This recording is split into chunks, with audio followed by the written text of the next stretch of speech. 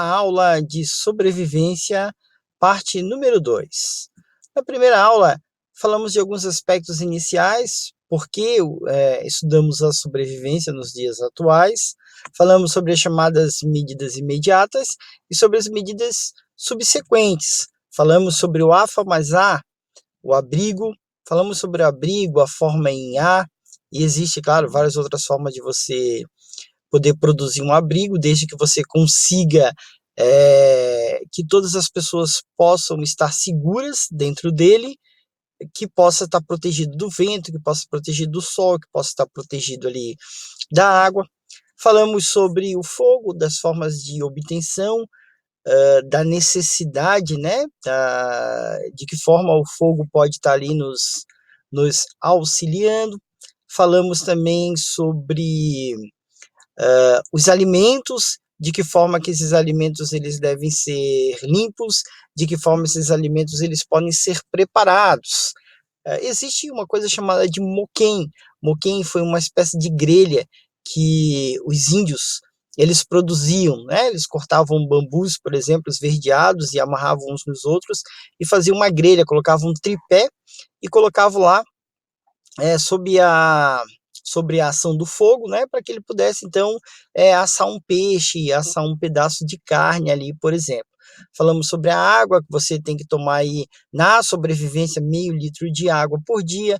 Importante destacar que a água tem que ser purificada e que uma forma boa de purificar a água é utilizando gotas de iodo.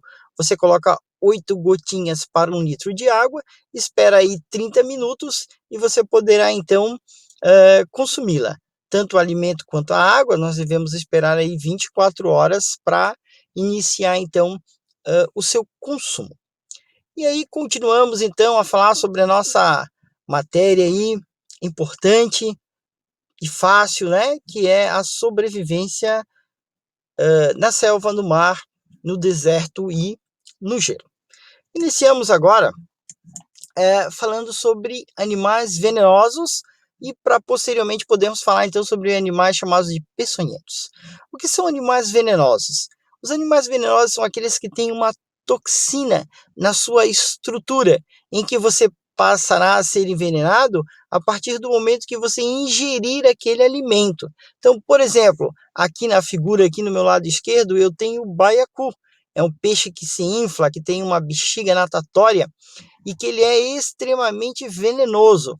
Há formas, claro, de você conseguir prepará-lo isolando essas bolsas de veneno, mas é uma forma bem difícil, né? Existe até no Japão uma faculdade para preparar esse tipo de alimento. Então, nós vamos evitar, numa sobrevivência na selva, comer o baiacu, vamos evitar comer pinguim, que é um bicho também bonitinho, mas, no entanto, extremamente nojento, né? Então, pinguim não vai dar para você comer, ele é o urubu do gelo.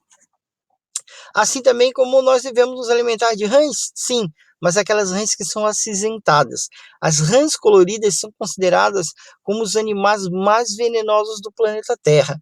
Então é importante você lembrar para não comer aí esse bichinho, né? Porque ele é extremamente venenoso. Poderia comer uma cobra? Poderia. A cobra não é um animal venenoso. A cobra é o chamado animal peçonhento. Mas para comê-la, normalmente nós cortamos a cabeça e o rabo e ela passa a ser aí um alimento bem interessante, né? Bem proteico aí para sua alimentação. A grande dificuldade realmente é de capturar um animal, porque de algumas espécies são chamadas de peçonhentas, ou seja, elas possuem um aparelho que tem o poder de inocular a peçonha no indivíduo. Então, nós temos aqui 4 exemplos de cobras peçonhentas do Brasil. A primeira é a surucucu. A surucucu é uma cobrinha que vive bem na mata fechada, bem em regiões assim florestais. Tanto que as pessoas que normalmente têm acidentes com a surucucu são indígenas. Ela é a maior das cobras peçonhentas, ela pode alcançar até 4,5 metros. Em contrapartida, né, nós temos, por exemplo, a jararaca, que vai chegar no máximo a 1,5 metro.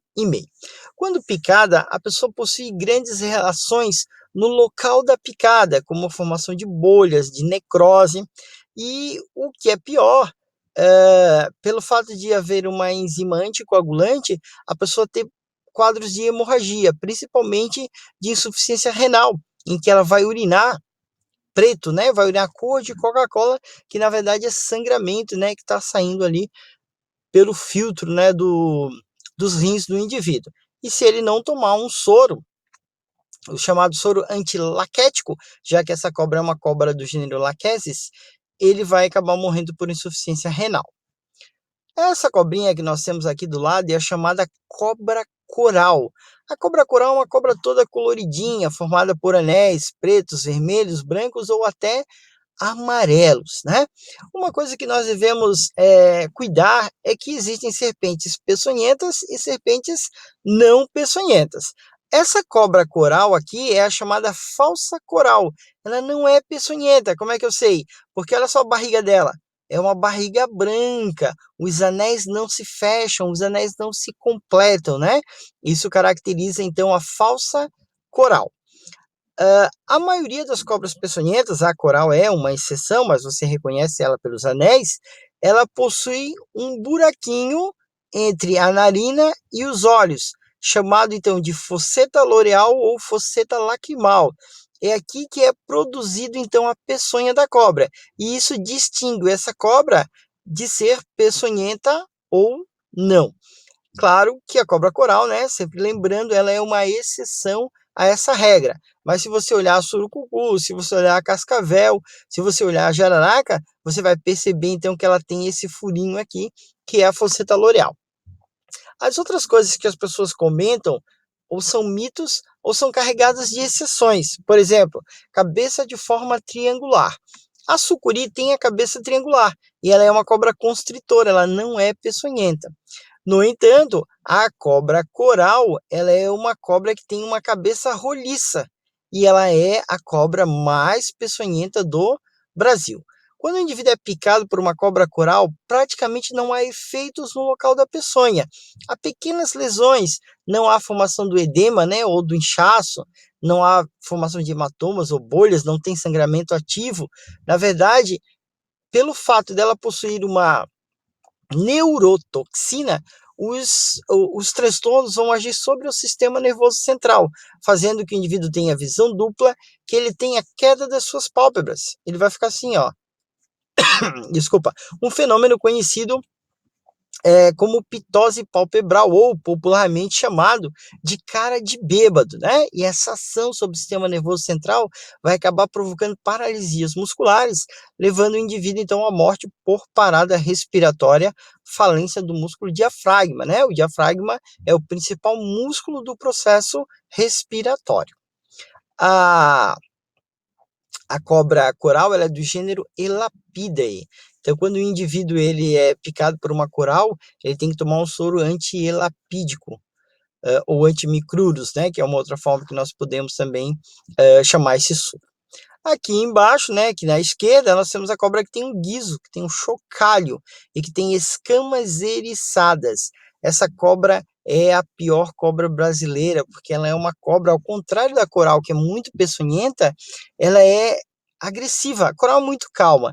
Então, o maior número de acidentes mortais ocorrem devido à picada da cobra cascavel. Ela tem um misto de peçonha, ela tem alguma coisa da surucucu e alguma coisa da coral. Então, o indivíduo pode ter insuficiência renal, como também pode ter paralisias musculares, né? Então, ela é uma cobra muito perigosa, muito embora a cobra coral tenha uma peçonha muito mais é, concentrada, né?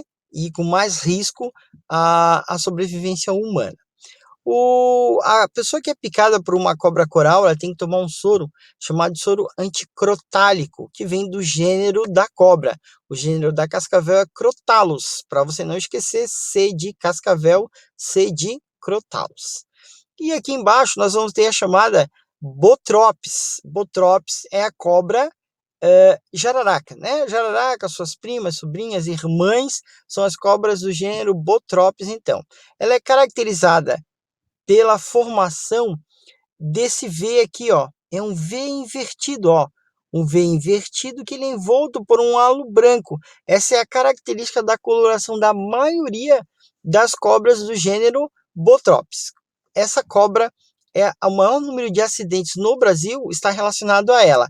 Ela é uma cobra bastante comum, ela é uma cobra que não perde tempo aí em inocular sua peçonha, desde que, claro, ela seja ameaçada. E os problemas normalmente são locais, formação do inchaço, do edema, de hematomas, de bolhas, de sangramento no local. E o efeito sobre o organismo humano é a insuficiência renal. O indivíduo começa a urinar sangue, né? O que realmente vai levá-lo à morte se ele não tomar o soro chamado de soro antibotrópico. Aquela ideia de levar cobra para o hospital, gente, é uma ideia muito perigosa, você não precisa. Uma pessoa que tem um treinamento sobre peçonhas, ela consegue determinar pela lesão, pela picada ou pelas características sistêmicas do indivíduo que cobra que o picou. E dessa forma poder aplicar então o soro antibotrópico, anticrotálico, antilaquético, né? Desculpa, antilapídico ou antilaquético. Então, conforme é o gênero. Ou se ainda assim houver dúvidas, pode-se combinar um soro ao outro e aí chamar esse soro, então, de soro antiofídico. Aranhas. Então, aqui nós temos algumas aranhas aqui. Vamos começar por essa aqui, ó. É a chamada aranha armadeira. Você olha para ela assim, você não dá nada. Você bate aqui na frente dela, ela se sente ameaçada e ela levanta as patas dianteiras para inocular uma peçonha em você. É uma picada dolorosa, tem que ser tratada realmente com analgésico e pode, em alguns casos, em 3% dos casos, levar a pessoa a sofrer de insuficiência renal. Portanto, nesse caso, ela teria que tomar o soro antiaracnídico polivalente. Outra aranha muito perigosa é essa aranhinha aqui, ó. Ela é chamada de aranha marrom. Ela vai ter no máximo aí 3 centímetros. O que ela provoca? No local da picada vai aparecer uma bolha amarela com um halo vermelho em volta. No momento da picada não há dor, não há coceira. A lesão sim, a lesão ela é extremamente dolorosa. E aí o indivíduo vai ter que tomar o soro, chamado de soro antiluxocélico, né? Já que ela é a Luxoceles. Essa aqui é a Luxoceles laeta, por exemplo, a aranha marrom, né? Como assim ela é apelidada. Ele toma para não morrer aí da insuficiência renal. Mas, em contrapartida, a necrose que vai ficar ali nos tecidos, ela ocorre por tempo indeterminado. Então, ele sempre vai ter que estar tratando. Às vezes, lá no final, vai ter que fazer um enxerto de pele. Existem pessoas que são picadas na ponta do dedo que tiveram que amputar o dedo, então ainda tem esse outro fator aí que é extremamente complicante. Elas adoram pedaços de madeira, o telhado das casas, folhas de bananeira, né? Você sempre vai encontrar aranha aí nesses locais. Agora tem duas aranhas aqui, essa aqui que é a aranha caranguejeira, e essa aqui, que é a aranha do jardim, a tarântula, que elas são aranhas que são peçonhentas, mas sem interesse médico, ou seja, a peçonha dela não tem nenhum valor que possa provocar algum distúrbio aí grave no organismo humano. A aranha caranguejeira, ela assusta pelo tamanho, né? Pelo jeito, pela forma. E ela tem aí uns pelos em volta, que quando ela se sente ameaçada, ela solta esses pelos. E aí, esses pelos podem provocar urticária, prurido ou coceira, né? Reações alérgicas, na verdade. E temos a aranha do jardim, que ela é conhecida por uma seta no seu abdômen, que é uma aranha muito comum, né? A tarântula, que tem uma picada, mas também, como nós já comentamos, não precisa tratar, né? Não precisa de medicamento nenhum quando o indivíduo ele é picado, então, por uma aranha tarântula. O soro utilizado para picada de aranhas, né, é chamado então de soro antiaracnídico polivalente. Esse soro antiaracnídico ele pode ser utilizado também para picada de escorpiões. E no caso da aranha marrom, tem o soro chamado de soro antiluxocélico. Escorpião. Então, esse aqui é o escorpião amarelo, o Titius cerulatus, né? O pior dos escorpiões. Ele vai inocular a peçonha aqui pela cauda. Nas patas dianteiras, ele tem bolsas de peçonha, mas a inoculação ocorre aqui na região posterior. Normalmente, o indivíduo tem uma única picada, ou se forem mais de escorpiões, mais picadas, né? Claramente. Normalmente, em um adulto jovem, ele não provoca grandes transtornos, provoca sudorese local, provoca bastante dor. Aliás, o escorpião dos animais peçonhentos é o que tem a picada mais dolorosa. Mas para as crianças e para os idosos, ele pode provocar edema agudo de pulmão, insuficiência cardíaca congestiva, com consequente morte, né? Então, nesse caso, nessa população que é mais debilitada, acaba sofrendo mais com a picada do escorpião. E aí existe o soro, né, anti-escorpiônico ou antiaracnídeo polivalente, que é utilizado aqui para essas picadas. No primeiro socorro, nós lavamos com bastante água e sabão para evitar a infecção nessas portas de entrada, nessas portas de picadas, e direcionamos a pessoa até o atendimento médico, principalmente um hospital em que possa haver um contato com o Centro de Informações Toxicológicas, que aí dessa forma a pessoa pode estar utilizando ali um tratamento correto, né, e o soro específico lá para aquele tipo de picada. Então, relembrando aí, temos animais que são venenosos, que você come e se envenena, e existem animais que são peçonhentos, aqueles que têm um aparelho que vão te injetar, que vão te inocular uma peçonha. A abelha, por exemplo, é um animal peçonhento. Quando a abelha pica você, ela deixa o parte do abdômen, né, uma agulha inoculadora, e aí você pega um cartão de crédito, pega um palito de picolé e raspa contra o sentido do ferrão, bem rapidamente. Dessa forma você impede a entrada daquela toxina, né, que vai te provocar bastante dor, bastante edema. E em caso de pessoas que são alérgicas, podem até morrer pela absorção daquelas toxinas. Sobrevivência, nós falamos sobre a sobrevivência na selva de uma forma geral lá naquela nossa primeira aula. Nos outros lugares ela é muito parecida, nós vamos ter que fazer algumas diferenciações básicas. Então, por exemplo, na sobrevivência que ocorre na água, o seu abrigo vai ser o seu próprio bote. Esse bote ele tem um toldo, então esse toldo ele tem que ser armado como uma medida imediata. As pessoas devem ser distribuídas dentro desse bote, não devem sentar na borda, devem sentar no interior, e se tiver uma pessoa ali mais gordinha, para melhor distribuição do peso, ela vai ter que sentar no meio do bote. Esse bote ele estará amarrado na aeronave por uma corda chamada de mooring line. Então a primeira medida na sobrevivência na água é cortar a mooring line, senão o avião vai afundar e vai arrastar esse bote. Você vai se afastar na selva a 100 metros da aeronave. No caso da selva, né? No caso do mar, você vai se afastar da mancha de combustível. Você vai afixar a biruta d'água. A biruta d'água é uma espécie de âncora, né? E você não vai navegar, salvo se você notar que a água está ficando mais clara, significa que a terra na proximidade.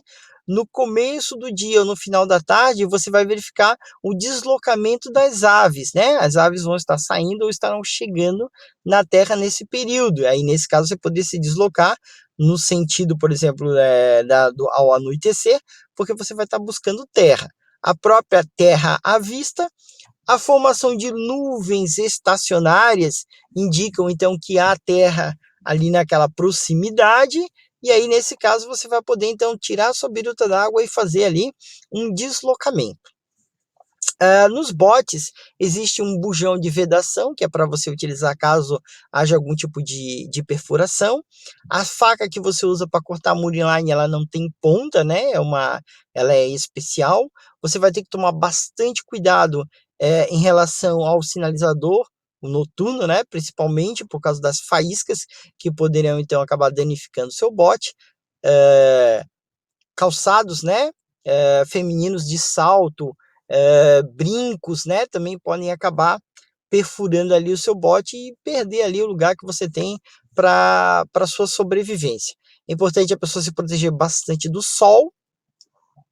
Tem um problema relacionado as suas eliminações fisiológicas, né? Então ela vai ter que entrar na água para fazer xixi, às vezes para eliminar ali as suas fezes, né? Isso pode provocar prisão de ventre. O toldo é importante para te proteger, se você tiver um protetor solar também para proteger ali das queimaduras. E também ainda tem o fato da hipotermia. Então, no caso da hipotermia, nós devemos, em um ambiente fora da água, ficarmos pulando, fazendo atividade física, mas dentro da água você tem que ficar bem paradinho. E aí o ideal com várias pessoas em nossa volta para utilizar técnicas de agrupamento. Quem está com mais frio fica para o meio e assim a gente vai trocando, vai revezando, mas o movimento dentro da água acaba provocando um incremento da perda de calor. Água você vai obter com dessalgadores químicos, alimentos você vai ter que utilizar da pesca, né? Então você tem kit de pesca na sobrevivência, no kit de sobrevivência. Se não tiver alguma coisa para utilizar de isca, você pode utilizar brinco, alguma coisa brilhante que acaba atraindo também da mesma forma os peixes, né? E aí você tem ali a sua primeira pesca e guarda resíduos para você estar utilizando ali como isca nas próximas situações, né? As aves também, que muitas vezes vão pousar lá no seu bote, você vai tentar capturá-las, também é uma outra forma de alimentação. Quando você pegar o peixe, você não deve engolir a carne dele, você deve mastigar, sugar bastante o líquido, né? E depois você cospe, até você sofrer uma adaptação. Se você começar a comer esse alimento cru, que normalmente você não está acostumado, isso pode te provocar a grandes problemas intestinais, né? A formação da diarreia, por exemplo. Então, para sua prevenção, no começo você só vai sugar aquele caldinho, né? E o grosso, a carne, você vai cuspir fora. Cuidar bastante com a queimadura dos olhos. Então, é interessante que você use um óculos ou amarre um pano, alguma coisa para evitar, porque a reflexão da luz solar na própria água aumenta muito a luminosidade, provocando lesões, então, nos seus olhos. No deserto, você vai ter que cuidar, porque no deserto é complicado, é mais difícil, é a escassez de água, né? Você tem que utilizar bastante roupa para se proteger ali do sol. Você vai ter um dia com 40 graus, 45 e uma noite extremamente fria também, com temperaturas negativas. É importante que você consiga fazer um abrigo. Claro que o melhor abrigo nesse caso seria a utilização da própria aeronave. Você vai ter que cuidar da areia movediça. Se você cair na areia movediça, o que você faz? Você vai como se você estivesse nadando, é a mesma coisa, né? As pessoas fazem um grande drama aí nos filmes, né? E vão afundando. Tempestade de areia, você fica a favor do vento, né? O vento vai soprar nas suas costas e você vai proteger o seu olho, seu nariz, sua boca, sua orelha, né? Da entrada da areia. Pode procurar cavernas também, né? Se você conseguir encontrar, para se proteger ali como abrigo. Em relação a alimento, existem bastante répteis, né, na areia, cobras, entre outros ali que você vai buscar para sua subsistência, para sua alimentação. A água é bastante difícil de encontrar, então você pode utilizar a água da chuva, né? Vai ser sempre ali muito bem-vindo, então preparar ali coletores. Você pode também fazer aquela armação, né? Fazer aquele buraco na areia, colocar lá um recipiente, um copinho, alguma coisa, e colocar aquele plástico lá por cima, né? Como nós vimos lá no caso da obtenção da água. Aí aquela água que vai se formar, né? Aquela vaporização embaixo do plástico, ela vai sendo desviada, então, para dentro da sua canequinha para você utilizar. E lembrando também que na aeronave tem rações de alimento e tem rações de água. É claro que essas rações elas devem ser utilizadas em última situação. Se você não conseguiu obter o alimento ou a água de alguma outra forma, aí você vai acabar utilizando essa última forma ali que você tem, né? Cuidar também de proteger bastante os olhos para evitar então aí a formação da cegueira, principalmente da cegueira noturna, né, que acontece pela exaustão aí da iluminação na sua região oftálmica.